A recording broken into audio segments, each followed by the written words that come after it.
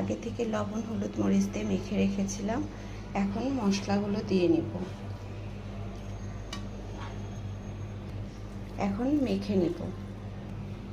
সব ধরনের মশলা, মানে মাংসর জন্য যত ধরনের মশলা দরকার সব ধরনের মশলাই এই কোয়াবে যাবে, শুধু সবগুলোই মানে গুঁড়া যাবে। যেমন আদা রসুন পিষা,